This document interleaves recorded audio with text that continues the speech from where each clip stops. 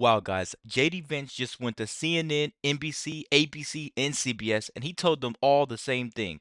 When Trump leads, the world follows. Peace doesn't come from weakness, it comes from strength. You guys gotta check this video out. And joining me now is the Vice President of the United States, JD Vance. Mr. Vice President, welcome back to Meet the Press. Good morning, Kristen. Thanks for having me. Well, it is good to have you on this monumental Sunday, Mr. Vice President. Let's start right there with the peace agreement in the Middle East. President Trump said this week, quote, "We have ended the war in Gaza." Mr. Vice President, do you see this moment as an end to the war in Gaza? Well, I do, Kristen. We're going to have to do a lot of work to make sure that it stays ended. But I also have to give your network a little bit of grief, Kristen, because last night I was watching NBC. They were covering this, and they mentioned that during a rally last night in Israel, when Steve Witkoff, our great special envoy, mentioned Bibi Netanyahu, the crowd booed. But the broadcast didn't mention that when Steve Witkoff mentioned President Trump, the crowd actually cheered. And why is that, Kristen? Why did the crowd cheer? Because this moment came from very, very deliberate and consequential diplomacy from the president and the entire administration. The reason why we are at this moment, Kristen, is because the president of the United States, he gave unusual authorities to people who had never been in diplomacy before. He actually broke the mold. Instead of doing diplomacy the same old way that it had failed for the past 30 or 40 years, he gave Steve Witkoff and Jared Kushner a remarkable amount of authority to go and get a peace deal done. And he worked hard on everybody from the Israelis to the Gulf Arab states to make this happen. This was very hard. This was a long time coming. It required a lot of work. But yes, I believe that we are on the cusp of peace in Gaza for the first time, not just in a couple of years, but really in a very long time, because the President of the United States has done something that no other world leader has been able to do: unite the Israelis with the Gulf Arab states for a common objective, and that is to bring the hostages home, to stop the war, and to build the kind of long-term settlement that we really do believe can lead to a lasting peace. Really quick, guys, that's the longest I've ever heard a Republican get to speak out against Kristen Welker when she asks a question. This is letting me know that JD Vance is a good 2028 candidate. Not only for one reason, is because he's a part of the team that goes out there and not only talks about it, right? They go and they make it happen. That's the difference between a politician and a leader. You know, those old guys talked about peace. Trump, JD Vance, that team right there is unstoppable. They go out and they make it happen. Let's keep going, guys. Make sure you're liking the video. Don't forget to please comment. I read everything. I just want to have a conversation with you guys. Let's go. Of course, we have covered every twist and turn of these negotiations extensively. I do want to ask you about this historic next step, Mr. Vice President, that we are anticipating: the release of the hostages. Can you tell me exactly when are the hostages going to be released? When will we see them?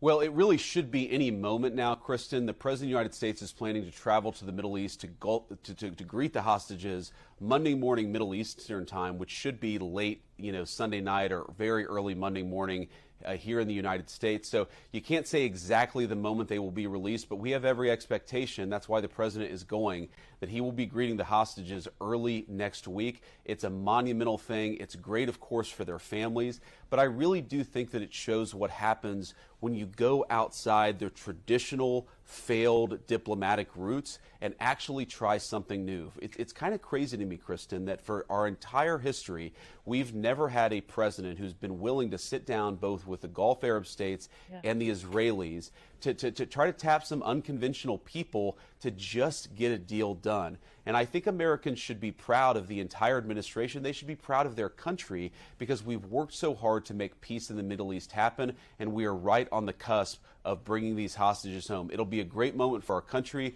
a great moment for the world. But I really do think the lesson here is that Donald Trump refused to go down the failed traditional diplomatic pathway. He cut his own Trump diplomatic pathway, and because that... She's not listening.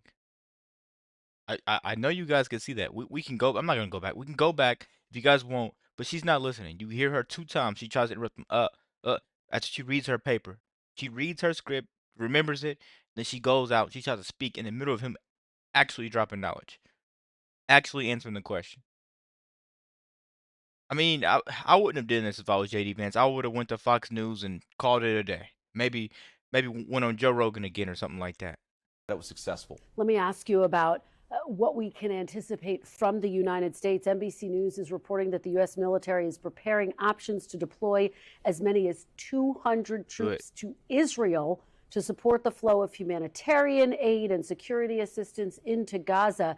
Can you guarantee that no U.S. troops will ever be sent directly into Gaza, Mr. Vice President? We're not doing that. Yeah, Kristen, so that report actually missed something. We're not planning to put boots on the ground. What we already have is a U.S. Central Command. We already have people in that region of the world. They're going to monitor the terms of the ceasefire. They're going to monitor, ensure the humanitarian aid is flowing. They actually confirmed yesterday that Israel pulled back to the agreed upon lines, which of course is the first condition. The second condition, or the second term, is for the hostages to be released. So we have people in that region of the world who are going to monitor parts of this peace proposal, but the president is not planning to put boots on the ground in Israel. What about Gaza? Will U.S. troops ever be sent into Gaza?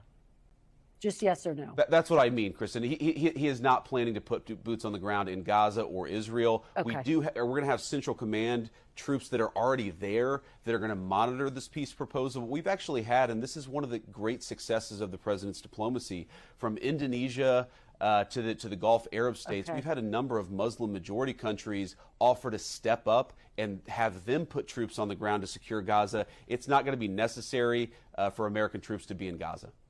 Okay, I do want to turn to the big news here back at home, the ongoing government shutdown. I want to play you a little bit of what President Trump had to say about shutdowns past when Barack Obama was president. Take a look. If there is a shutdown, I think it would be a tremendously negative mark on the President of the United States. They're not going to be talking who the head of the House was, the head of the Senate.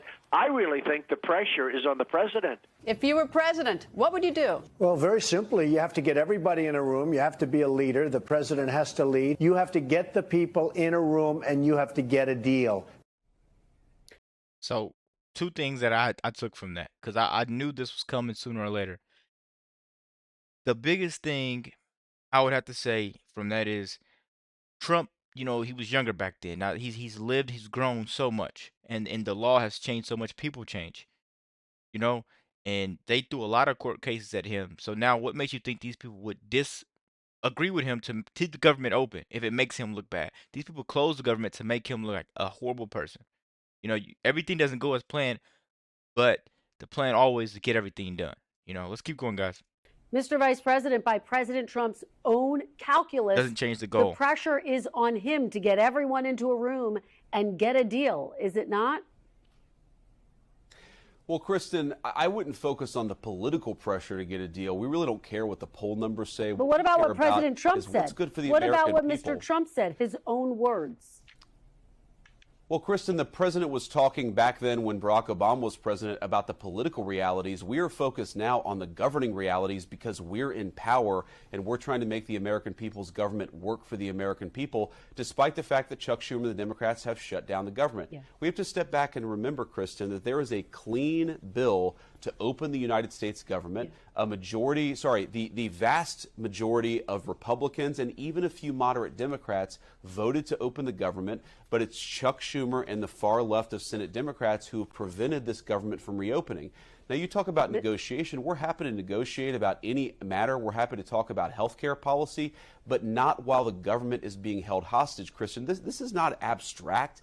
This is not something that's pie in the sky. There are low-income women and children who will not get the food benefits they need to feed their families unless we reopen the government. We're trying to figure out how to pay our troops in the midst of this shutdown to keep our country safe and to make sure that our troops get their payments. We have got to reopen the government, and the president is committed to this. In fact, we've got a bill in the House that already passed the House. We want to make sure that bill passes the Senate, but not so long as Chuck Schumer allows the entire country to be hijacked by a few far left senators. Mr. Vice President, we still have a lot to get to. You are in power, and the administration has begun layoffs of thousands of federal workers. And yet, during the 2019 shutdown under the first Trump administration, which lasted 35 days, no federal workers were laid off. Why are these firings necessary? Well, I just think it shows the different priorities of Democrats and Republicans in the midst of these shutdowns. You really have to ask yourself, who do we care more about? Federal bureaucrats in Washington, D.C., or low-income women getting the food benefits they deserve, our troops getting the payment they need, flood insurance across the Southeast in the midst of hurricane season? But laying We are people going off to is have a to lay off some priority? federal workers. Kristen, if you would let me finish. We have to lay off some federal workers in the midst of this shutdown to preserve the essential benefits for the American people that the government does provide. So we don't want to be in this situation. We don't want to be laying off federal workers, but the Democrats have shut down the government. They have forced us to choose between American citizens and federal bureaucrats. We're choosing the benefits, the critical services that benefit our American citizens. You guys can say whatever you want about Trump, but time after time he delivers.